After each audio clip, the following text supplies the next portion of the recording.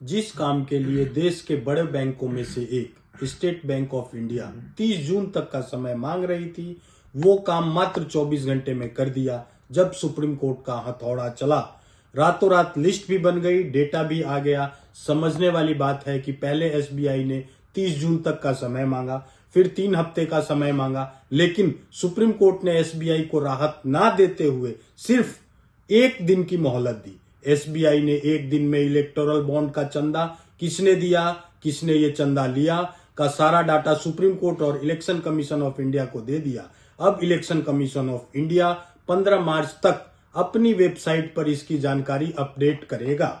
पिछली 15 फरवरी को supreme court की 5 जजों की संवैधानिक पीठ ने एसबीआई को कहा था कि आप 6 मार्च तक ये जानकारी हमको दे दीजिए, जितना की डेटा एसबीआई के पास है, और इसे इलेक्शन कमीशन 13 मार्च तक वेबसाइट पर छाप देगा। लेकिन इस समय से पहले ही एसबीआई ने एक एप्लीकेशन सुप्रीम कोर्ट में लगाई और कहा इससे और टाइम चाहिए, क्योंकि ये प्रक्रिया बहुत ही जटिल और बड़ी है और इसे पूरा करने के लिए बहुत समय लगेगा। सुप्रीम कोर्ट ने इसे मानने से मना कर दिया। अब सवाल ये पैदा हो रहा है कि जब एसबीआई ने ये काम 24 घंटे में कर दिया तो आखिर क्यों वो 4 महीने का समय मांग रही थी।